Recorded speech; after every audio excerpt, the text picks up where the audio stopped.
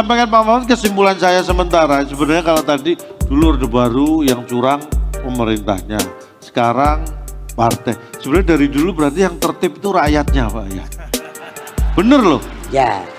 Rakyatnya nggak ada yang curang. Buktinya Pak Mahfud, ini bukti aja bahwa rakyat kita orang Indonesia itu tertib itu di mana?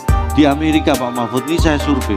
Pelanggar lalu lintas itu sedikit sekali ya orang Indonesia Pak. Orang Amerika banyak, berarti tertib orang kita. Masa depan. Masa depan.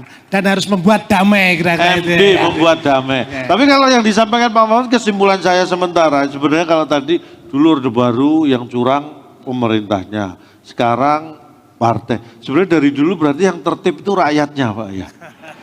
Bener loh. Ya. Rakyatnya nggak ada yang curang. Buktinya Pak Mahfud, ini bukti aja bahwa rakyat kita orang Indonesia itu tertib itu di mana? Di Amerika Pak Mahfud, ini saya survei. Pelanggar lalu lintas itu sedikit sekali ya orang Indonesia Pak. Orang Amerika banyak, berarti tertib orang kita. Wah saya salut orang Indonesia. Calon titik orang Indonesia. Calontong kowe lontongnya omongannya gak puena. Loh, ya kan bener. Sing tertib wong anu Indonesia karena pelanggarai wong Amerika. Ya di Amerika pelanggar lalu lintas, Indonesia orang Indonesia jarang. Kowe aja nyalon ke presiden. Termasuk golongan calon presiden sing edan mau. Lo Calontong belajar tertib itu di mana? Oh kalau saya belajar tertib itu ya orang tua. Langsung praktek kalau orang tua enggak, orang tua saya enggak terlalu tertib. Guru dari guru sekolah? Guru itu ngajari tertib tapi sayanya yang belum tertib juga waktu itu. Loh. Saya tuh belajar benar-benar tertib, disiplin dan tunduk itu pada debt collector. Apa alasannya? Loh, begitu saya nggak tertib bayar, diambil ya sepeda motor. Itu saya benar-benar tertib tuh belajar dari debt collector. Nek Jawa. Bener. Orang Jawa, orang Indonesia ini tertib mulai dari bawah. Bener iki bener. Dapat undangan manten, jagong. Ya. Mesti tertib Bubu. Iya benar. Nek ora bubu, ora teko. Itu tertib. Tertib bowo. Buwuh itu tertib. Oh, nggih nggih. Etika ya, tertib kaitannya etika. Wis tenan, pokoknya ora teko undangan kalau enggak apa maneh daerah Pak Mahfud. Nggih. Nek akeh ora wani teko. Oh iya. Soalnya diumumno. Sugih. Diumumno. Soale diumumno. Nah, tertib kata Gus Dur. Tertib itu ngelawan maaf. Nek wong Islam gak tertib. Agak gak tertib. Kenapa? Sandal neng masjid hilang. Iya. Sandal neng masjid hilang. Dijoli, nek gak ngono dijoli sing elek. Kon dulure awake dhewe agama liya sing neng gereja gak tau hilang sepatu. Mergo Ya digawe, mergo Pak. dinggo. Nah, mergo dinggo. Ya apa masa kate Kok diseleh ya hilang kira-kira. Nggih. Wah, tapi begitu hilang-hilang sak uang-uangnya. Pak Mahfud, sebelum kita memberikan kesempatan bagi terutama kaum milenial, karena kan jumlah pemilih kita kan 59% kan anak muda. Nah, Pak Mahfud kira-kira kemungkinan selama Bapak ikut Twitter itu kan jadi ruang kelahi Pak kadang-kadang gitu. Tapi juga bisa membantu orang juga.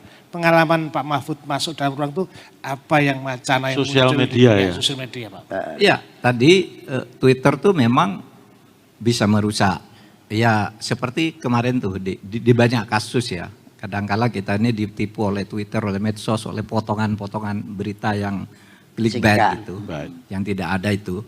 Tapi juga ada manfaatnya. Dalam pengalaman saya, misalnya saya ingin mengungkap satu kasus yang sulit gitu. Saya tweet aja lewat Twitternya ada laporan begini, di mention ke Divisi Humas Polri, kemudian ke Polda, kemana, itu biasanya langsung selesai, langsung hari itu juga di follow up.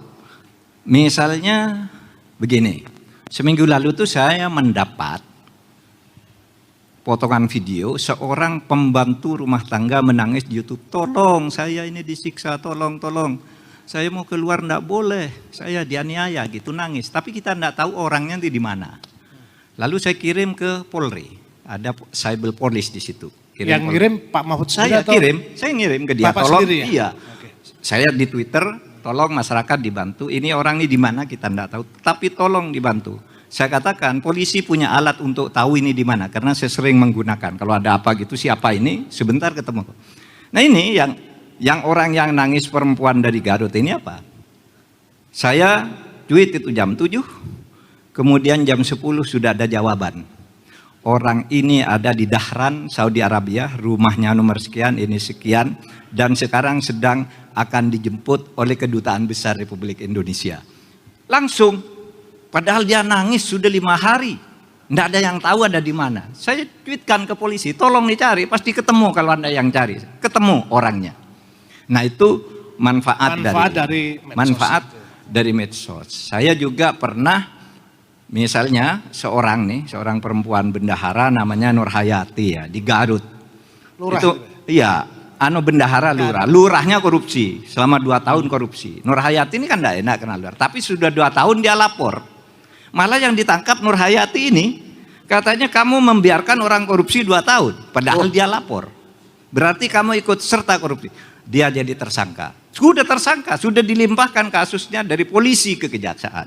Polisi bilang, saya enggak bisa sekarang mencabut karena sudah di kejaksaan. Kejaksaan saya juga tidak bisa mencabut. Karena apa? Karena ini sudah resmi dari polisi, sudah P21. Akhirnya saya turun tangan lewat Twitter, lalu bicara dengan Jaksa Agung, bicara Kapolri, sorenya keluar. Nah itu gunanya. Bisa lebih cepat medsos itu.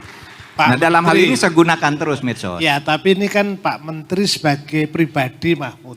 Ya. Bagaimana ini menjadi tertib secara nasional itu? Kita harus rumuskan. Kalau saya melihat, kalau cara kerja saya, hampir semua instansi pemerintah itu membuka itu ya. Lapor atau iya, website. silakan lapor ke nomor sekian, ini WA kami, ini Instagram. Kapolri juga sudah mengumumkan, lapor ndak rumit-rumit, ini nomor Instagram, ini nomor HP saya, ini nomor HP Polri, lapor ke situ gitu. Sudah membuka semua, di tiap kementerian itu ada akun-akun untuk melapor.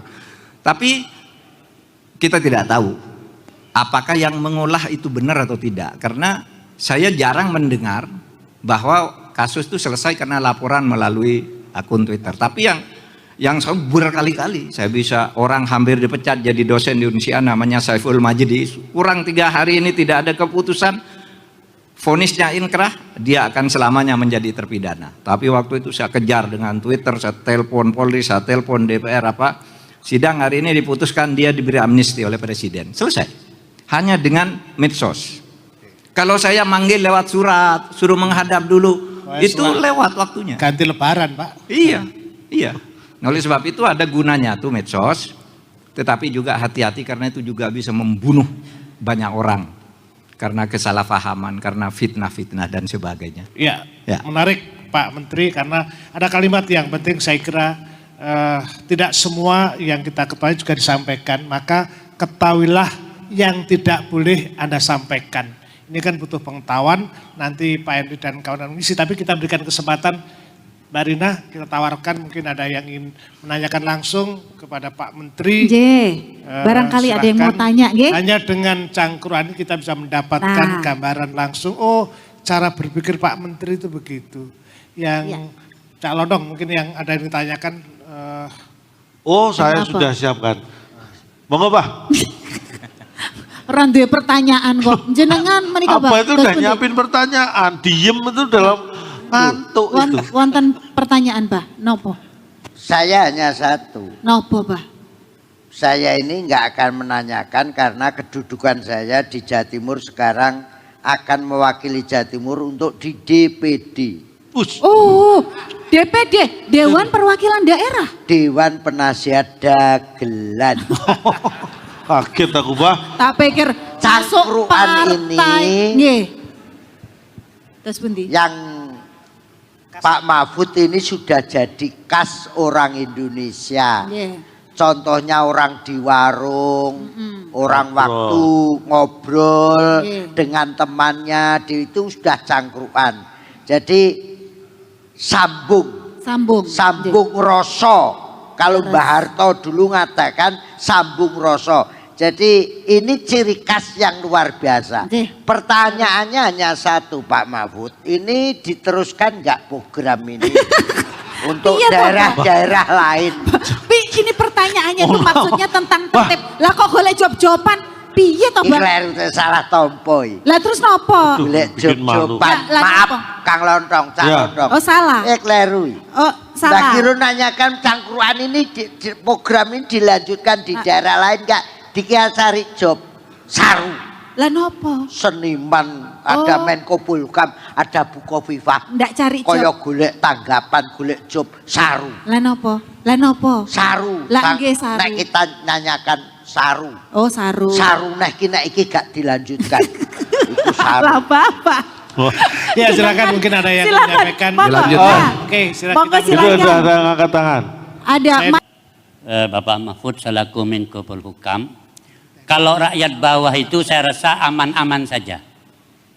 Tetapi pemimpin yang di atas itu, kadang-kadang ya ketua partai atau yang lain, ini yang selalu membuat statement Oke. sehingga membuat perpecahan di bawah. Pesan Bapak apa kira-kira buat Ya, Pak Mahfud seperti kita atur, nggih. sekarang barusan pengacara pengajian Oke. adalah wanita Oke. muslimat, kenapa sering ke pengajian? Mungkin Pak Mahfud sudah tahu itu. Oke. Nah, beliau ini sering statementnya yang apa yang disampaikan itu sering sekali memecahkan teman-teman yang di bawah. Oke. Teman-teman yang di bawah ini, Pak, kalau jenengan tahu, ketika ada seperti itu, ya mungkin sudah tahu, ini tidak perlu saya sebutkan namanya. Wah, ini bermacam-macam sudah di bawah ini. Oke.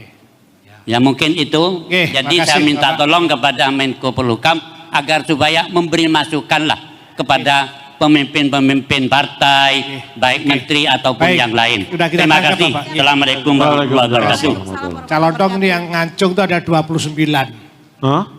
Tapi kita ringkes karena sebelum tanya sudah mau dijawab sama Pak Mahfud. Oke, siap. Tapi sebenarnya Monggo. saya pengen biar tertib Pak Mahfud tuh nyanyi sebetulnya. Oh iya, nanti nggih kerso nggih. Boleh, boleh. Pak asik, mantul.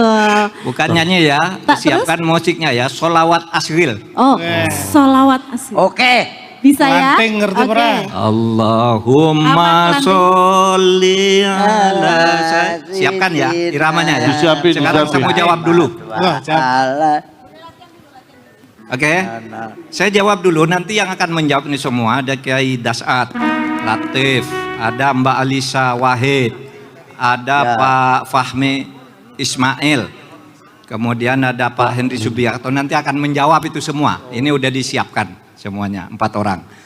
Tapi tadi saya memberi contoh, yang dicontohkan oleh Fathullah itu contoh sedikit berita yang dicampuri hoax. Ketika Bu Mega misalnya, untuk apa sih ibu-ibu pengajian? Apa enggak? Lalu dibilang beritanya tuh Bu Mega melarang pengajian. Padahal ada sambungannya itu.